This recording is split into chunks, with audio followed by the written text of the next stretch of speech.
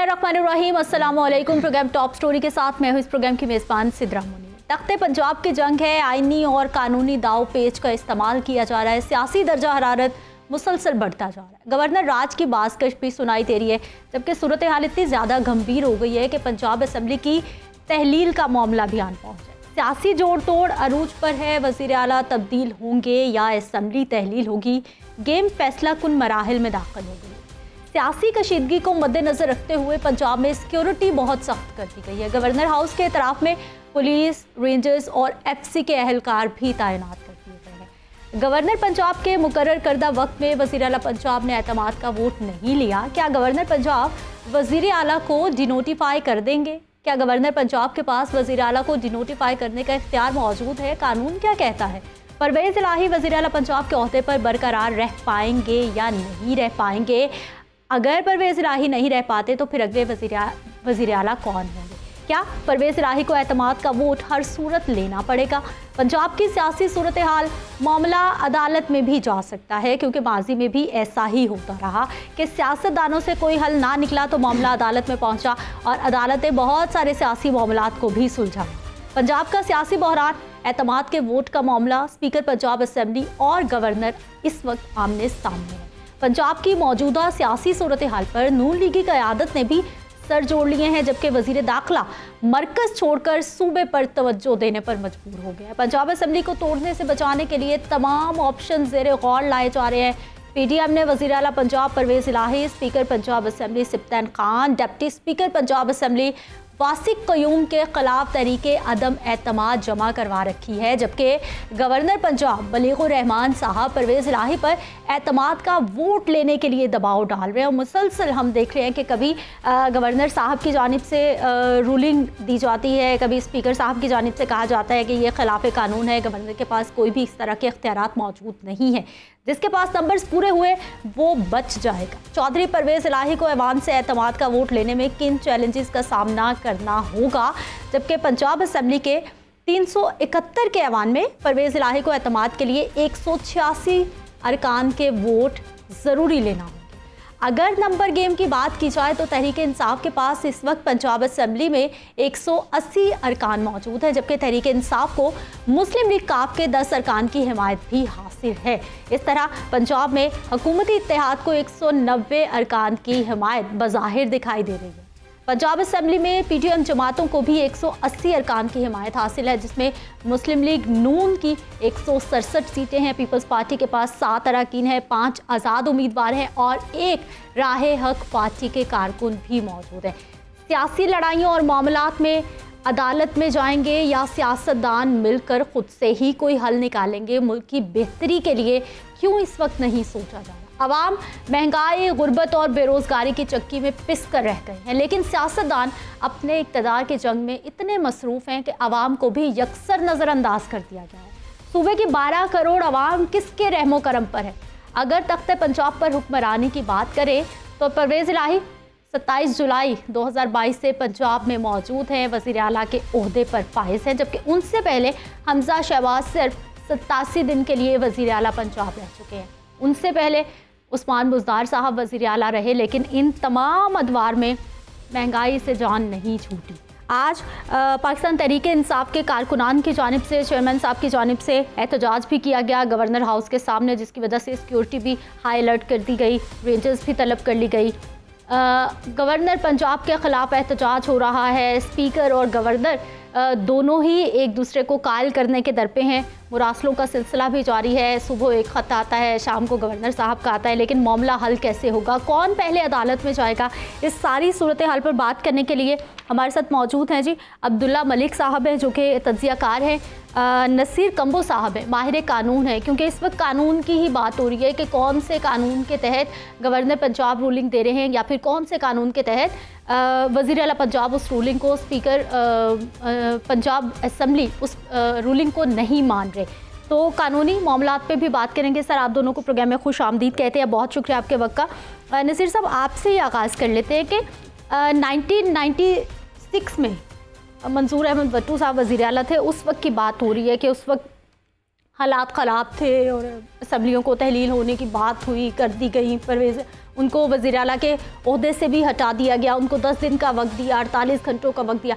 क्या उस वक्त की सिचुएशन और आज की सिचुएशन दोनों सेम है, कंपैरिजन किया जा सकता है? बिस्मिल्लाहिर्रहमानिर्रहीम। सबसे पहले तो मैडम सिद्रा मुनीर साहिबा, मैं आपके प्रोग्राम टॉप स्टोरी में मुझे मदऊ करने में आपका बहुत बहुत शुक्रिया। और दूसरी बात जो है, जो आपका सवाल है कि जो मंजूर वट्टू केस है उसके सर्कमस्टांस और अब वाले सर्कमस्टांस में क्या फ़र्क है। अगर मंजूर वट्टू केस का मैं आपको थोड़ा सा पस मंज़र बयान करूं तो मंजूर वट्टू केस में ये हुआ था कि गवर्नर ने, उस वक़्त का जो गवर्नर था, उसने प्रेसिडेंट ऑफ पाकिस्तान को एक रिपोर्ट सबमिट की थी कि जिसकी बिना पे प्रेसिडेंट ऑफ पाकिस्तान ने 234 के तहत जो था एमरजेंसी का निफाज करके एक तरह से गवर्नर राज लगा दिया और इख्तियारात सारे जो थे गवर्नर को दे दिए और चीफ मिनिस्टर जो था उसको उसके ओहदे से जो था नॉन फंक्शनल कर दिया। अच्छा, उसके बाद गवर्नर ने जो था क्या किया कि चीफ मिनिस्टर को कहा कुछ 10 दिन बाद या हफ्ते बाद कि आप वोट ऑफ कॉन्फिडेंस लें पार्लियामेंट से। अब यहाँ तो 234 जो है कॉन्स्टिट्यूशन के तहत एमरजेंसी का तो कोई इशू नहीं है, लिहाजा ये सर्कमस्टांसेस और वो सर्कमस्टांसेस आपस में मैच नहीं करते। अच्छा, दूसरी बात ये थी कि उसमें वोट ऑफ कॉन्फिडेंस का गवर्नर ने कह दिया और तीसरा उसको टाइम जो था उसने 24 घंटे का दिया। जिस दिन कहा अगले दिन कहा आप इतने बजे वोट ऑफ कॉन्फिडेंस लें, तो वो मंजूर वट्टू साहब ने वोट ऑफ कॉन्फिडेंस नहीं लिया तो आगे उन्होंने प्रोसेस किया। प्रोसेस करके हाउस ऑफ द लीडर जो था आरिफ नकवी साहब को जो था वो उन्होंने अपॉइंट कर लिया और उसको चीफ मिनिस्टर बना दिया। तो अब इन सारी बातों को मंजूर वट्टू साहब ने जो था कॉन्स्टिट्यूशनल पिटीशन के तहत जो था लाहौर हाई कोर्ट में चैलेंज कर दिया और उसमें 3-4 चीज़ें थी जो उनके पॉइंट थे कि एक तो जो एमरजेंसी का नफाज था वो गलत था, दूसरा जो था मुझे उस एमरजेंसी के नफाज के तहत मुझे इख्तियारात से रोकना गलत था, और तीसरा ये था कि अगर मुझे एमरजेंसी के 234 के तहत रोक दिया काम करने से तो मैं चीफ मिनिस्टर नहीं रहा, तो फिर वोट ऑफ कॉन्फिडेंस किस चीज़ का। तो लिहाजा 2 कंट्राडिक्टरी बातें थी। तीसरा उसने कहा कि मुझे वोट ऑफ कॉन्फिडेंस के लिए प्रॉपर टाइम ही नहीं दिया गया।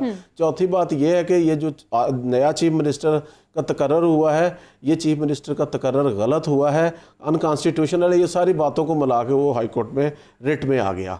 तो अब उसमें हाई कोर्ट का फैसला जो था वो ये था कि अल्टीमेट वो जो एमरजेंसी का नफाज हुआ था उसको भी इलीगल डिक्लेयर किया गया।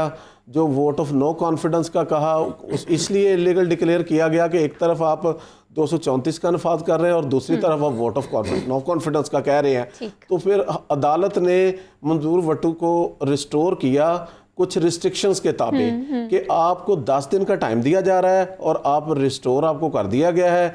पहले जो जितने एक्ट थे उनको इलीगल डिक्लेयर कर दिया गया और आप 10 दिन में वोट ऑफ कॉन्फिडेंस लेंगे, और आप और उनके वकाला की तरफ से अदालत में ये अंडरटेकिंग दी गई कि आप उन 10 दिनों में जो असम्बली है उसको जो है डिज़ोल्व नहीं करेंगे। अगर आप डिज़ोल्व करने की कोशिश करेंगे, कोई ऐसी एडवाइस करेंगे, तो फिर आपको जो रिस्टोर किया गया है ये दोबारा आपको वही स्टेटस जो है वो बहाल हो जाएगा। तो अच्छा, अब इस केस, अब मंजूर वट्टू केस जो है उसी केस का हवाला दे के जो गवर्नर पंजाब ने एक लेटर लिखा स्पीकर को कि 130(7) constitution Islamic Republic of Pakistan के तहत जो है मेरा इख्तियार है, तो आप हाउस में जो है वो जो चीफ मिनिस्टर है वोट ऑफ कॉन्फिडेंस ले। तो अब देखिए ये जो इख्तियार है गवर्नर का 130(7) के तहत ये कहना कि वोट ऑफ कॉन्फिडेंस ले, ये शेल का वर्ड यूज़ हुआ है कि वो उसको कह सकता है और मैंडेटरी है। और जो ये आज कल जो गवर्नर अपना वो स्पीकर कह रहा है ना, तावीलें पेश की जा रही हैं कि जी ये तो ऑलरेडी इजलास हो रहा है तो लिहाजा दोबारा इजलास के दौरान नया इजलास नहीं बुलाया जा सकता, बिल्कुल यही कहा जा रहा है। दूसरा ये कहा जा रहा है कि इसके लिए स्पेशल इजलास होना चाहिए था। देखें ये बातें आइन के आर्टिकल 130(7) में नहीं लिखी हुई, उसमें सिंपल लिखा हुआ है कि अगर गवर्नर सेटिस्फाइड है तो उस सेटिस्फैक्शन की बिना पे वो कह सकता है कि आप इत्मीनान का वोट लें, और स्पीकर पाबंद है कि सारी जो पेंडिंग प्रोसीडिंग्स चल रही है ना उनको रोक के पहले एजेंडे को इस पे रख के इस प्रोसीडिंग को करे। ठीक, नसीर साहब आपका पॉइंट आ गया है। आप तो बिल्कुल ये बता रहे हैं कि बिल्कुल वाज़ेह है कानून, किसी तरह का कोई भी इबहाम मौजूद नहीं है। सियासतदानों की तरफ से इबाहम पैदा करने की कोशिश की जा रही है अब्दुल्ला साहब? क्योंकि माजी में भी हमने देखा है कि इसी तरह से कवानीन को उलझा कर, क्योंकि ना सिर्फ नसीर साहब बल्कि बहुत सारे माहिर कानून यही बता रहे हैं कि कानून बहुत क्लियर मौजूद है और 96 के जिस वाक़े के साथ, जिस मामले के साथ इसको मिलाया जा रहा है वो भी बिल्कुल ठीक नहीं किया जा रहा। देखिए, बहुत अफसोस की बात है, एक पाकिस्तान का सबसे बड़ा सूबा, 12 करोड़ आबादी का सूबा, और सूबे के साथ जिस किस्म का खेल खेला जा रहा है अपोजिशन हुकूमत दोनों की तरफ से, हमने माजी में ऐसा कभी भी नहीं देखा। हमने माजी में देखा कि इस्टेब्लिशमेंट पीछे हुआ करती थी और इस्टेब्लिशमेंट जिस मूव के पीछे हुआ करती वो हमेशा कामयाब रहा करती थी। लेकिन पाकिस्तान में पहली दफ़ा ऐसा हो रहा है कि तमाम जमातें मिलकर अपने ही सिस्टम को डिरेल करने के चक्कर में हैं। जब ये सब कुछ उस वक्त हुआ जब इमरान खान साहब ने कहा कि जुमे वाले दिन हम पंजाब और KP की असम्बलियाँ तोड़ देंगे। उससे पहले तो बिल्कुल एक पिन ड्रॉप साइलेंस था। ठीक है, डिबेट हो रही थी, डिस्कशन हो रही थी, लेकिन देखने की बात यह है कि आया ये जो मौजूदा सूरत हाल है ये हमारे सूबे को, हमारे मुल्क को, हमारे माशरे को सूट करती है कि नहीं। यकसर इस किस्म की चीज़ नहीं है, बिल्कुल चीज़ें मुख्तलिफ हैं। सूबा और अनगवर्नेबल हो चुका है, गवर्नेंस है नहीं, रूल ऑफ लॉ है नहीं, सूबे में कोई आला अफसर काम करने के लिए तैयार ही नहीं। बड़े सूबे का जहाँ क्राइम बढ़ता जा रहा है, जहाँ पर लॉ एंड ऑर्डर सिचुएशन है, जहाँ पर महंगाई बढ़ती जा रही है, उसको कंट्रोल करने की बजाय कोई चीफ सेक्रेटरी और IG पंजाब रहना ही नहीं चाहते। वो दरख्वास्तें देते हैं कि हम छोड़ना चाहते हैं, हमें जाने दिए जाए। तो इस सूरत हाल में अवाम क्या करेंगे? हमें अवाम का सोचना है कि आया ये जो मौजूदा सूरत हाल है। अब्दुल्ला साहब, बड़ी अच्छी बात कर दी आपने कि इस वक्त जो पाकिस्तान के या फिर सूबा पंजाब, पाकिस्तान का सबसे बड़ा सूबा, जो वाकई इश्यूज हैं उनको फोकस नहीं किया जा रहा। राव मंजर हयात साहब हमारे साथ मौजूद हैं सर, प्रोग्राम में आपको खुश आमदीद कहते हैं, सीनियर एनालिस्ट हैं। सर, इस वक्त जो सिचुएशन सियासी तौर पर, ख़ास तौर पर पंजाब में बनी हुई है, सबसे ज़्यादा किसको फ़ायदा हो रहा है इसका? PTM फ़ायदा उठा रही है या फिर गवर्नमेंट फ़ायदा उठा रही है? और आने वाले वक्त में क्या नज़र आ रहा है, क्या फ़ायदा क्या होगा? इस पावर पॉलिटिक्स जो है इसके कोई उसूल और ज़ाब्ते नहीं होते, पाकिस्तान में भी और पाकिस्तान से बाहर भी। ठीक, ये कानूनी जंग नहीं है, ये तख्त की जंग है, इक़्तिदार की जंग है और माजरत के साथ हमारे जैसे मुल्कों में पैसे की जंग है। क्योंकि हमारे मुल्कों में चीफ मिनिस्टर या प्राइम मिनिस्टर बनने का मतलब या इसका जो मकसद होता है वो पैसा कमाना होता है। मैं आपको एग्जांपल दे देता हूँ। हमारे एक ex prime minister Peoples Party के, उन्होंने घर बेच दिया था अपना जब वो प्राइम मिनिस्टर नहीं बने थे, और उसके बाद उन्होंने लाहौर के बेहतरीन एरिया के अंदर कोई 8 घर खरीदे। तो पहली बात तो ये है, अगर आप इसके अंदर उसूल पसंदी तलाश कर रहे हैं, कानून तलाश कर रहे हैं, तो आपको मायूसी होगी। क्योंकि दोनों फ्रीकैन जो हैं, जो PDM है वर्सेस PTI है, वो एक दूसरे को ज़ेर करने के लिए, एक दूसरे को नीचे लाने के लिए हर दाव पेच इस्तेमाल कर रहे हैं। और इसमें वकला उनकी मुआवनत करते हैं, क्योंकि वकला लॉ जो है वो तो इंटरप्रिटेशन के ऊपर है ना जी। एक आदमी की एक इंटरप्रिटेशन है, दूसरे की दूसरी इंटरप्रिटेशन है, और जो भी ताकतवर और मजबूत और अमीर सेगमेंट होता है, लॉ उसकी फेवर करता है। अच्छा, अब मैं आपको ये अर्ज करूंगा कि रियल पॉलिटिक्स में ये पहली बार हुआ है कि जो हमारे PDM या इनके अंदर जो कोर हार्ड कोर हैं पंजाब के अंदर, नवाज शरीफ वगैरह, इन्हें समझ नहीं आ रही कि सिचुएशन से रिगल आउट कैसे करें। ठीक, अनाउंस तो उन्होंने कर दिया, और जो अनाउंस करवा रहे हैं जिन लोगों से, उनकी हैसियत उनके जाती मुलाजमों से ऊपर नहीं है। ये मैं आपको ओहदे के लिहाज से नहीं कह रहा, उनके सामने, उस खानदान के सामने, और इवन जरदारी साहब के सामने, और इवन इमरान खान साहब के सामने भी काफी हद तक आप कोई एक्सप्रेस नहीं कर सकते अपने आप को कि जी ये चीज ठीक है, ये गलत है। वो जो कह देंगे वो ठीक है। अब बलीगुर रहमान साहब जो हैं, शरीफ आदमी है, मैं इनके वालिद साहब को भी बहुत अच्छी तरह जानता था, अल्लाह उन्हें बड़ी गरी के रहमत करे। ये उन्हें जो कहा जा रहा है बेचारा वो कर रहा है, और पीछे खान साहब के सामने स्पीकर साहब जो हैं, सुल्तान खान साहब, वो भी एक शरीफ आदमी है, उन्हें जिस तरह बताया जा रहा है उनकी हायर लीडरशिप की तरफ से, वो उस तरह कर रहे हैं। कानून जो है वो दोनों अपनी मर्जी का इंटरप्रेट कर रहे हैं, दोनों अपनी मर्जी की बातें कर रहे हैं और दोनों अपनी मर्जी का उसमें से नतीजा निकालना। राव साहब, सर इस वक्त आपको लग रहा है कि सिचुएशन इतनी ख़राब है या फिर हालात ऐसे हैं कि असेंबलियाँ तहलील करने की बात की जाए, और दूसरा ये कि ये सब कुछ जो हो रहा है पाकिस्तान के लिए, सूबा पंजाब के लिए, मईशत के लिए, आम आदमी के लिए कितना ख़तरनाक और कितना ख़राब सिचुएशन को कर सकते हैं ये तमाम मामलात सियासी? देखिए, मैं आजकल कॉर्पोरेट वर्ल्ड में मतलब मैं बिजनेस कर रहा हूँ, मेरे कॉर्पोरेट ग्रुप के साथ हूँ। ठीक। मैं आपको बिल्कुल जिम्मेदारी से अर्ज कर रहा हूँ कि 9 महीने के अंदर हम हर कारोबार ठप हो गया, हर कारोबार। और ये इतनी नहुसत का मैं नहुसत का लफ्ज इस्तेमाल कर रहा हूँ, माजरत चाहता हूँ। इस तरह का पीरियड आ गया है जिसमें किसी किस्म की इकोनॉमिक प्रोग्रेस का कोई इंडिकेटर पूरा नहीं हो रहा। हमारे ऊपर जिस आदमी को मैं मेरिट पे बात करूंगा, मेरा कोई ताल्लुक नहीं है किसी पॉलिटिकल पार्टी से। हमारा जो फाइनेंस मिनिस्टर है फेडरल गवर्नमेंट का, उसकी क्रेडिबिलिटी इतनी नेगेटिव है इंटरनेशनल वर्ल्ड में कि उसकी वजह से मुल्क को जुर्माना हुआ है। अब वो बंदा हमें कह रहा है कि जी वर्ल्ड बैंक को मैं देख लूंगा, और आप टोन देखें गवाल मंडी वाली कि जी मैं वर्ल्ड बैंक को देख लूंगा, मैं IMF को देख लूंगा। भाई आप इस तरह निगोशिएट करते हैं उन इदारों से जिन्होंने आपको जिंदा रखना है। अब मैं आता हूं आम आदमी की तरफ। देखिए, आम आदमी की जो सूरत हाल है वो निस्बतन इमरान खान के पीरियड में बेहतर थी। ठीक। और मैंने इसका डिटेल्ड एक लम्स का भी एक मैंने वो पेपर पढ़ा है, और उसके बाद मैंने बाहर की यूनिवर्सिटीज का भी पढ़ा है, स्पेसिफिकली डॉक्टर फैसल और जो इनकी सानिया निश्तर है, उनकी जो सोशल वर्क के ऊपर, सोशल सिक्योरिटी पे जो काम था वो तो कमाल काम कर गए थे दोनों। और इसी तरह कोविड में काम अच्छा था। लेकिन हम ये नहीं कह सकते कि इमरान खान साहब का जो पीरियड था वो मिसाली था, उनके अंदर बहुत डिफेक्ट्स थे। अब सफर कौन कर रहा है at the end of the day? जो अभी अब्दुल्ला मलिक साहब ने बात फरमाई है इंतहाई अहम है कि आम आदमी सफर कर रहा है। आम आदमी का क्या ताल्लुक है जी परवेज इलाही चीफ मिनिस्टर हो या शहबाज शरीफ हो, बिल्कुल, या उसका बेटा हो। ये तो एक प्रिविलेज लोगों की, मजबूत लोगों की आपस की धींगा मुश्ती और जंग है, जिसके अंदर अवाम जो है वो जलीलो ख्वार हो चुके हैं।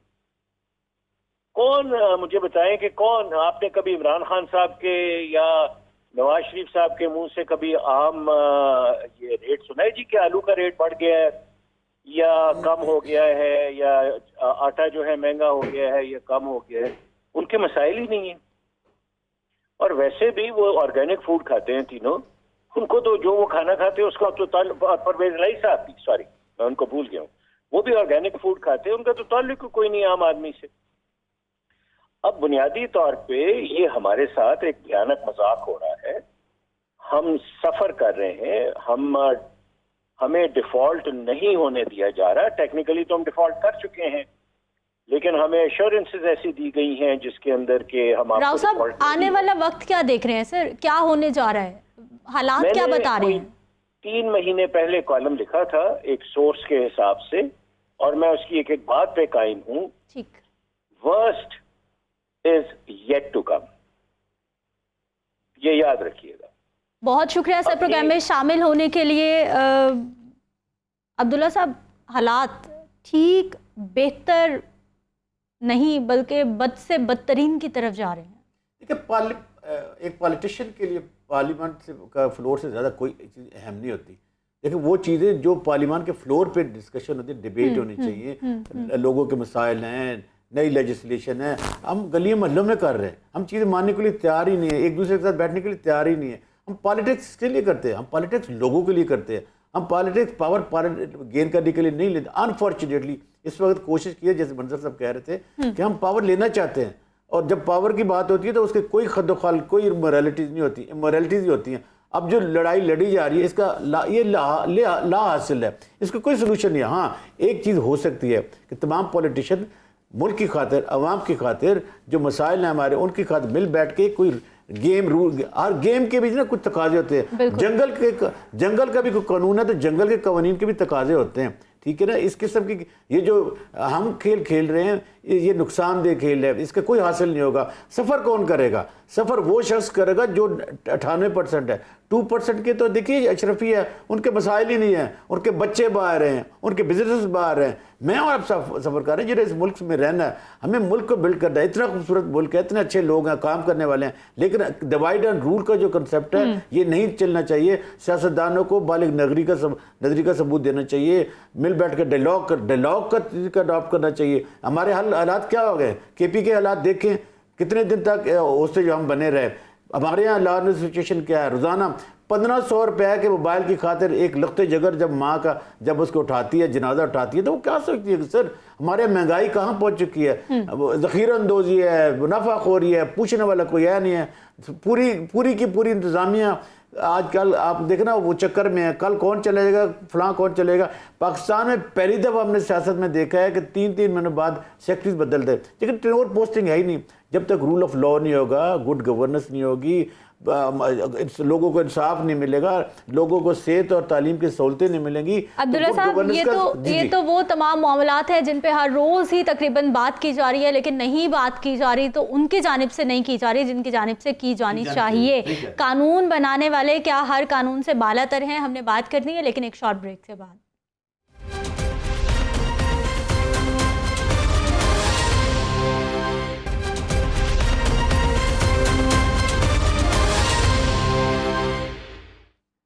ब्रेक के बाद एक बार फिर से आपको खुश आमदीद कहते हैं। नाज़रीन, जो इस वक्त पंजाब की सिचुएशन है, किस तरह से सियासी अदम इस्तेहकाम बेहतर होने की बजाय, सियासी अदम इस्तेहकाम में इस्तेहकाम लाने की बजाय हर गुज़रते दिन के साथ मामलात उलझते जा रहे हैं, बिगाड़ की तरफ जा रहे हैं। नसीर साहब, आप चूँकि माहिर कानून हैं, यही हमारे पार्लियामेंटेरियंस हैं, यही हमारे अरकान असम्बली हैं जो कि कवानीन बनाते हैं, इन पे कोई कानून लागू नहीं होता और जो आजकल सिचुएशन आप देख रहे हैं कानून के मुताबिक हो रही है? देखें, ये सवाल आपका बड़ा वैलिड है कि देखें, अगर गवर्नर पंजाब ने कहा कि आप वोट ऑफ कॉन्फिडेंस लें तो अंडरस्टूड बात है, उसका इख्तियार था। पीछे बैक पे क्या कुव्वत कार फरमा थी, उनकी पार्टी की डायरेक्शन थी या जो भी था। क्या गवर्नर साहब के पास इख्तियार है कि वो किसी भी वक्त वज़ीर आला को कह सकते हैं कि आप वोट ऑफ कॉन्फिडेंस लें? बिल्कुल, वो उसको इख्तियार है, उसकी सेटिस्फेक्शन है, ठीक है। और वो अपनी सेटिस्फेक्शन पे जो भी उसके पास किसी भी तरफ से इंफॉर्मेशन आती है या वो खुद कलेक्ट करते हैं, उस सेटिस्फेक्शन पे वो कह सकते हैं कि वो हाउस को कह सकते हैं, अपना स्पीकर को कह सकते हैं कि आप तारीख मुकर्रर करें और टाइम वो बता सकते हैं कि इतने बजे पाबंद करें कि चीफ मिनिस्टर जो है वो वोट ऑफ कॉन्फिडेंस ले। अब ये जो टाइमिंग होती है, देखें उधर स्पीकर ने जो किया है, स्पीकर ने तो खैर जो गवर्नर का जो लेटर था या गवर्नर का जो इख्तियार था उसको लिख के डेक्लाइन किया है, उसने मैं समझता हूँ कि गैर आइनी किया और इलीगल किया है। उसको ये इख्तियार नहीं था उसने, क्योंकि जो कॉन्स्टिट्यूशन के तहत 130(7) के तहत इख्तियार है और वो स्पीकर किसी वक्त कह सकता है, उसने अपना इख्तियार बिल्कुल कॉन्स्टिट्यूशनली इस्तेमाल किया। अब बात पता या क्या है यहाँ पे मैडम, हाँ, मसलन जो लीगली या कॉन्स्टिट्यूशनली ओहदे होते हैं ना, इनकी बड़ी ग्रेस होती है। अब होता यह है कि प्रेसिडेंट ऑफ पाकिस्तान आरिफ अलवी साहब वो जो है वो चेयरमैन PTI या PTI के प्लेटफॉर्म से हैं, हालांकि वो इस वक्त सदर पाकिस्तान है तो वो वफाक की अलामत है, सारी पार्टियां और सारा पाकिस्तान उनके लिए है। लेकिन इमरान खान साहब उनको अपने पॉलिटिकल पावर गेन करने के लिए मुख्तलिफ मौक़ों पे वो उनको जो है वो जो भी प्रेसिडेंट करते हैं उनकी डिक्टेशन के ताबे करते हैं। अब इसी तरह जो है वो मैं समझता हूँ कि गवर्नर ने जो किया है, ये जो टाइमिंग है या जो है, क्योंकि इमरान साहब ने अचानक ऐलान कर दिया चीफ मिनिस्टर को बैठा के दोनों को कि जी मैं इतनी तारीख को असेंबली डिसॉल्व कर रहा हूँ, कल की डेडलाइन दी थी। तो अब उन्होंने जो था PMLN ने महसूस किया कि इससे पहले कि कोई बड़ा इनसर्टेनिटी क्रिएट हो तो उन्होंने अपना जो इख्तियार था, एक तो गवर्नर के जरिए उसको कह दिया वोट ऑफ कॉन्फिडेंस लें, और दूसरा उन्होंने अपने मेंबरान के जरिए कह दिया vote of no confidence move कर दी।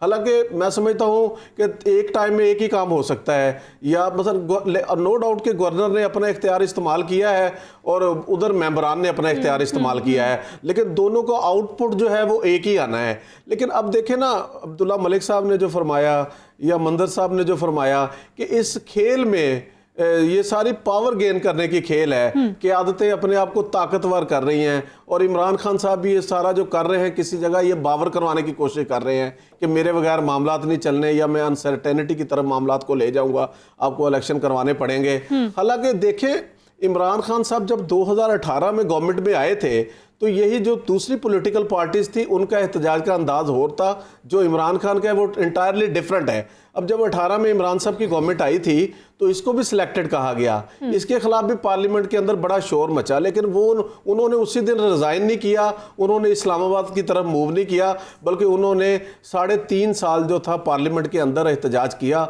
और जब उनको मौका मिला तो उन्होंने वोट ऑफ नो कॉन्फिडेंस का जो प्रोसेस अपनाया वो भी एक कॉन्स्टिट्यूशनल प्रोसेस था।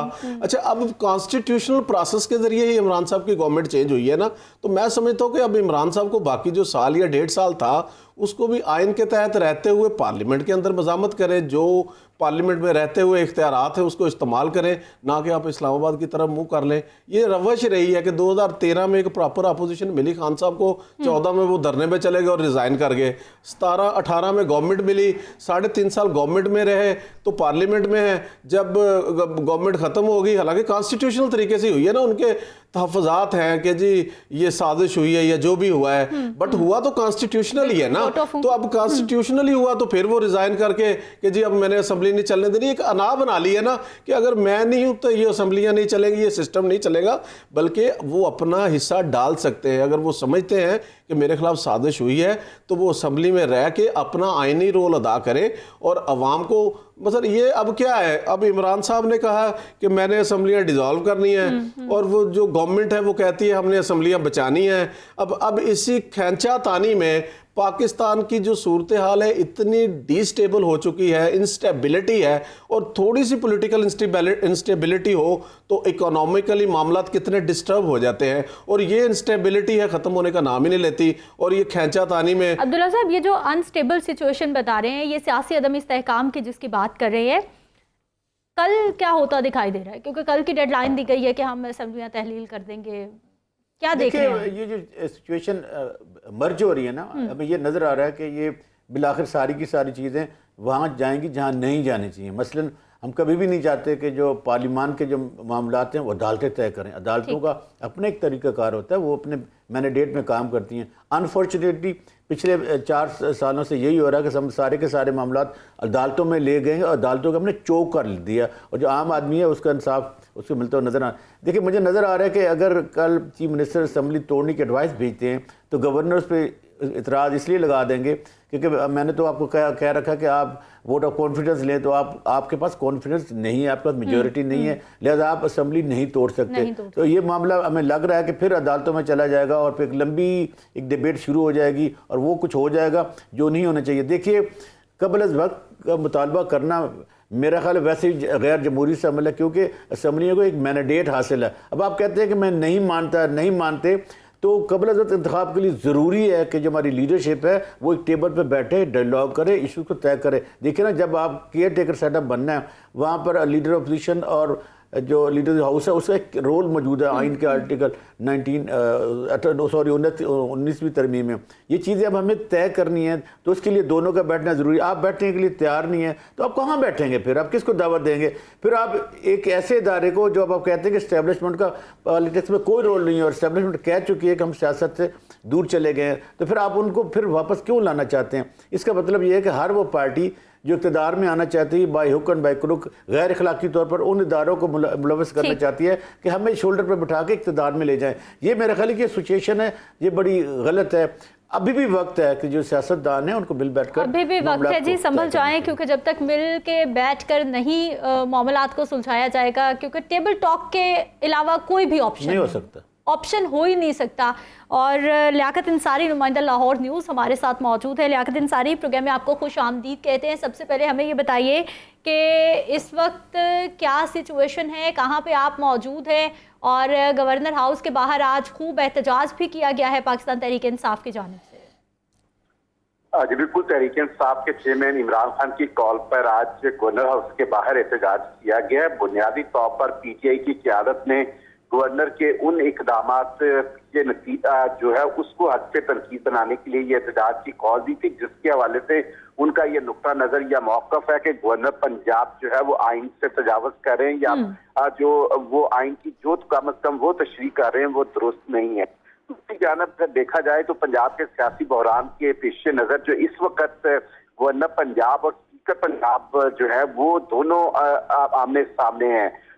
तो पहले स्पीकर पंजाब असम्बली ने जो है वो गवर्नर की एडवाइस को मुस्तरद किया और एक रूलिंग जारी की। उसके जवाब में गुज़श्ता रात गवर्नर पंजाब ने एक खत जारी करके स्पीकर की रूलिंग को मुस्तरद कर दिया और उसके हवाले से अपने जो है वो तशरीह करते हुए मुख्तलिफ क्लॉजेस का रेफरेंस देकर उन्होंने खत लिखा। और आज फिर जो है वो स्पीकर पंजाब समीर सप्तान खान ने दोबारा एक खत लिखकर जो गवर्नर का रात का खत था उसको मुस्तरद करके ये कहा है कि उनका इजलास बुलाना जो था वो गैर आईनी और गैर कानूनी है।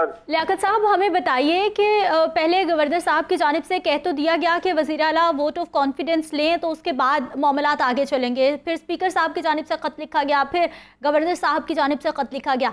अब ये मुरासलों का सिलसिला क्या थम चुका है? मामला कुछ क्लियर हुआ है? आपने भी बहुत सारे कानूनी माहिरीन से बात की होगी, उनकी जानिब से क्या कहा जा रहा है कि इस वक्त कानूनी तौर पर क्या सूरत हाल है, कानून क्या कहता है?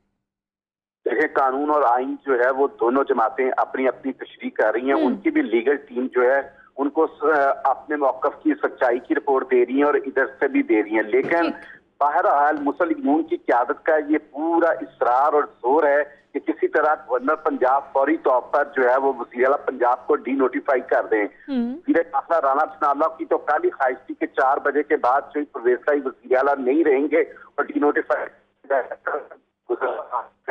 है वो मुस्लिम के हल्कों की गवर्नर हाउस में ही डेरे रहे और वहां पर मुशावरत रही। बहरहाल अब भी मुस्लिम लीग के हल्के ये कह रहे हैं कि गवर्नर सोच विचार के लिए वक्त ले रहे हैं, लेकिन जो अल्टीमेट नतीजा निकलना है इस सोच विचार का गवर्नर की जो लीगल टीम के साथ वो डी नोटिफाई ही होना है वज़ीर आला को। ये उनका नुक्ता नजर और ये मौकफ है। जबकि पीटीआई तो जो है वो अगले जुमे को जो है वो वोट ऑफ जो नो कॉन्फिडेंस की 3 तहरीक जमा हुई हैं वज़ीर आला, स्पीकर और डिप्टी स्पीकर के खिलाफ, उन पर वोटिंग का इरादा रखती है। और जनवरी के पहले हफ्ते आज तो खबरें ये भी मौसूल होती रही हैं कि मशवरे दिए जा रहे हैं गवर्नर साहब को कि वो वज़ीर आला पंजाब को डिनोटिफाई ना करें, ऐसा भी कुछ है? जरा ये भी तो बता रहे हैं आज। बिल्कुल, दोनों तरफ की इतलात है। अभी थोड़ी देर पहले अताउल्लाह तारड़ ने कहा कि हम जो मुस्लिम लीग के रहनुमा हैं उनका ये ख्याल है कि अब गवर्नर को फैसला करना है कि जो आईनी पोजीशन, लीगल पोजीशन वो समझ चुके हैं कि वो आज डी नोटिफाई करते हैं या कल डी नोटिफाई करते हैं, लेकिन अल्टीमेट तो उन्हें इसी नतीजे पर पहुंचना है। तो लीग की क़यादत तो इस हवाले से ज़हन बनाए बैठी है कि हमने डी नोटिफाई करना है। तो बज़ाहिर यही लगता है कि अब अदालतों के दरवाजों पर ही दस्तक होगी और ये सियासी रहनुमा जो है वो सियासी ऐवान के अंदर अपने मामला तय करने की बजाय अब अदलिया से जो है वो आइन और कानून की जो है वो तशरीह करवाएंगे कि लियाकत अली, दुरुस्त है और किसकी गलत है। कौन जाएगा सर पहले अदालत में? अब इंतजार इस बात का भी तो है ना कि अदालत का दरवाजा पहले कौन खटखटाएगा? मेरा ख्याल है कि अगर गवर्नर पंजाब डी नोटिफाई करते हैं तो फिर यकीनी तौर पर हुकूमत पंजाब ही अदालत जाएगी। और अगर स्पीकर जो है वो गवर्नर के कहने पर इजलास नहीं तलब करते और उन्होंने अभी तक नहीं किया तो फिर PMLN इतनी ज्यादा दिलचस्पी नहीं रखती है अदालत जाने में। वो ऐसा इकदाम करना चाहती है कि जिसके नतीजे में वो हुकूमत को जो है वो खत्म करते हैं। राना सनाउल्लाह ने तो आज ही कह दिया दोपहर को मीडिया टॉक में कि वज़ीर आला पंजाब जो परवेज़ भाई नहीं रहे। हालांकि जो कानून के मामला हैं उन पे आजकल तो दूसरे जो है जो कानून की जिनके पास वजारत नहीं है वो सबसे ज्यादा तबसरे वो कर रहे हैं। तो एक अजीब सा तमाशा लगा हुआ है। मुल्क का वज़ीर दाखिला आज कहकर चला गया कि वज़ीर आला पंजाब जो परवेज़ भाई अब नहीं रहे, लेकिन आज कैबिनेट की मीटिंग हुई है, सेक्रेटरी और IG ने आज भी वज़ीर आला पंजाब को रिपोर्ट किया है। तो ये आइन और कानून जो है बस अपनी मोम की नाक की तरह ये मुड़ जाता है जिस तरफ मोड़ना है इन्होंने।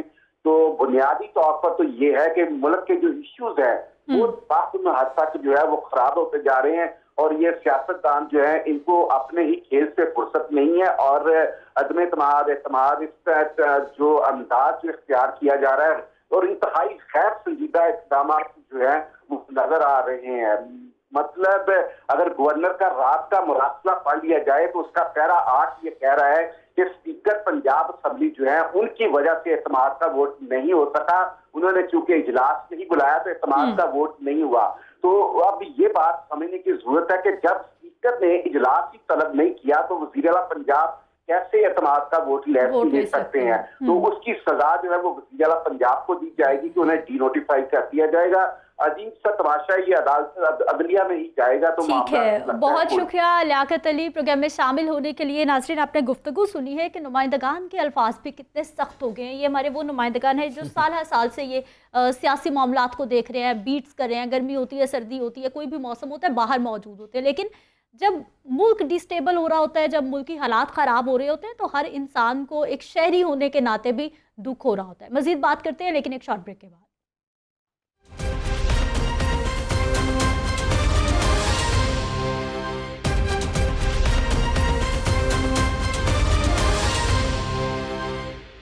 ब्रेक के बाद एक बार फिर से आपको खुश आमदीद कहते हैं। अब्दुल्ला साहब, सिचुएशन सर आपके सामने है और सियासी जमातें भी आपके सामने हैं, और इस सारी सिचुएशन में कल का दिन भी आने को बस तैयार ही है। डिनोटिफाई किया जाता है परवेज़ इलाही साहब को या फिर अदालत में जाया जाता है।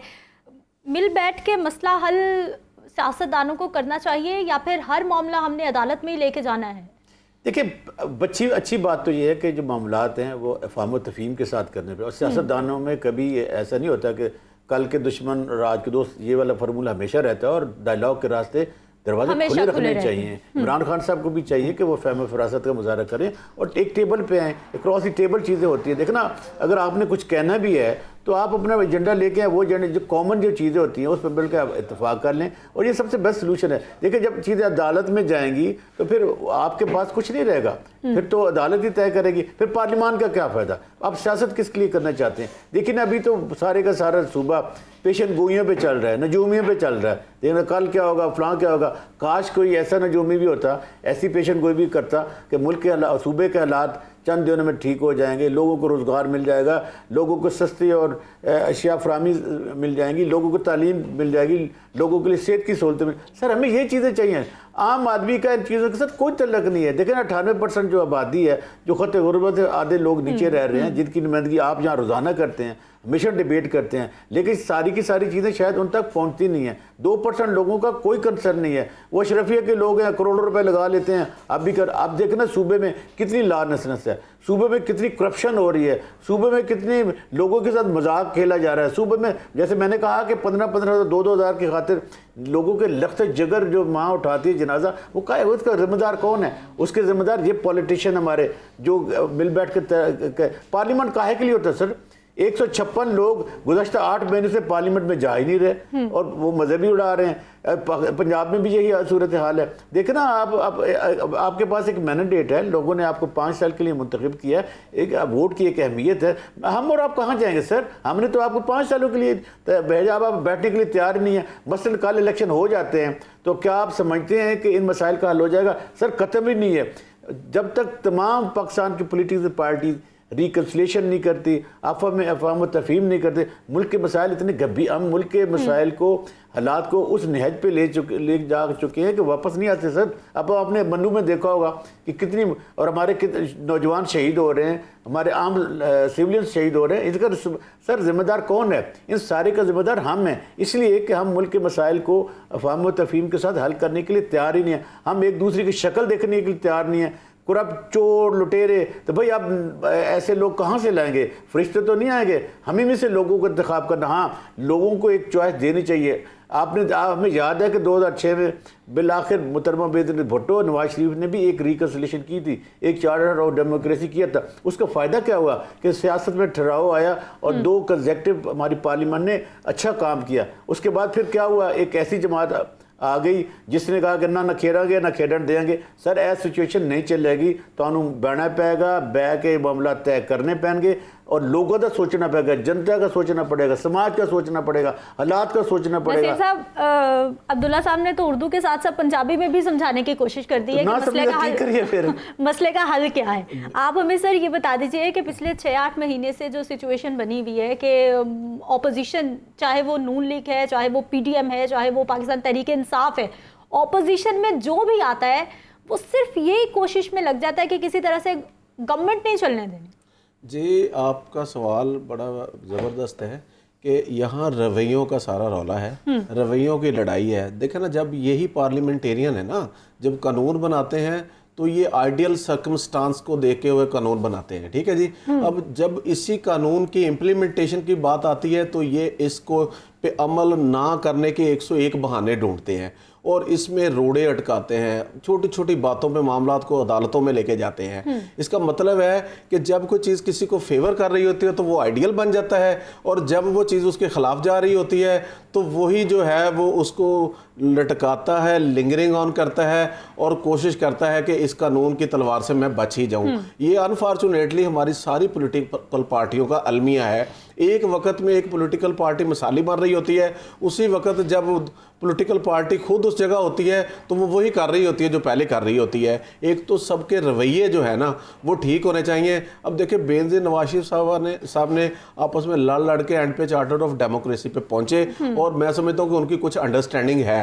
अब मैं समझता हूँ कि इमरान खान साहब जो है ना, ये जो मसलन इन्होंने एक अपना पॉलिटिकल स्टंट बनाया हुआ कि बस मैंने चोर चोर चोर चोर चोर कहना है, और हालांकि मेरी बात सुने, चोरी या करप्शन तो हमारे रवैयों में, ये सारे माशरे में बड़ी सलाहियत कर चुकी है, जिसके लिए भी ये अगर मिल बैठ के कोई लाया अमल बनाएंगे तो होगा, वरना एक सर कैसे लाया अमल होगा? जो भी सियासी जमात इक़्तिदार में आती है वो अपने मुताबिक कवानीन को जब लोग कहेंगे कि मेरा चंगा तेरा चंगा, मेरा चोर तेरा चोर, काश कभी हम ये भी कहें मेरा मुल्क, मेरा माशरा, मेरे लोग, मेरा समाज, मेरे हम वतन। सर इस जज्बे की ज़रूरत है, जैसे भाई ने कहा कि रवैयों की ज़रूरत है। हमें अपने रवैयों में तब्दीली लानी है, रवैयों में तब्दीली लाकर एक पॉजिटिव सोच को अडॉप्ट करना। देखिए ना कि लीडरशिप का एक बड़ा कलीदी रोल होता है। लीडरशिप एक माशरे में रोल मॉडल का किरदार अदा करता है, और वो जो लीडरशिप जो चीज़ें कहती है लोग उस चीज़ों को फॉलो करते हैं। आज हम अगर कहा जाता है कि जी इमरान खान साहब के साथ 65% यूथ है, तो सर उस यूथ का पॉजिटिव इस्तेमाल करने चाहिए। अब ओलंपिक्स में हम जाते हैं, 22 करोड़ का आबादी में से सर 8 लोग होते हैं। क्या हम इतने नए लोग हैं? क्या इतने नलायक हो गए हैं? सर एक बहुत खूबसूरत मुल्क है, बहुत खूबसूरत माशरा है, बहुत खूबसूरत कल्चर है, बहुत खूबसूरत समाज है। ज़रूरत इस बात की है, इस सारी खूबसूरती को लीड करने के लिए एक इज्तिमाई सियासी सोच की ज़रूरत है, एक ऐसी लीडरशिप की ज़रूरत है जो मुल्क के मसाइल को सलूशन की तरफ लेके जाए। कहाँ से आएगी सर वो लीडरशिप? इस वक्त तकरीबन तमाम सियासी जमातें हुकूमत में हैं, हर सियासी जमात के पास बिल्कुल सही कह रही हैं, मौजूद है, कोई ऐसी जमात नहीं है इक़्तिदार में नहीं है, मिल बैठने को तैयार ही नहीं है। इसमें मैं ऐड करूंगा, सिर्फ इक़्तिदार में अवाम नहीं है, मैं और आप नहीं, मैं इसमें ऐड करूंगा कि देखिए हमारे जितनी लीडरशिप है ना, उनका रोल जो है, अब सारी हमारी लीडरशिप जो है ना वो 70 क्रॉस की हुई है, यानी बच्चे नहीं हैं। सियासी लड़ाइयाँ लड़ के 70, कोई 68 का है, कोई 70 है। अब देखे, मैं कहता हूं कि इमरान साहब को एक स्टेप पीछे आना चाहिए।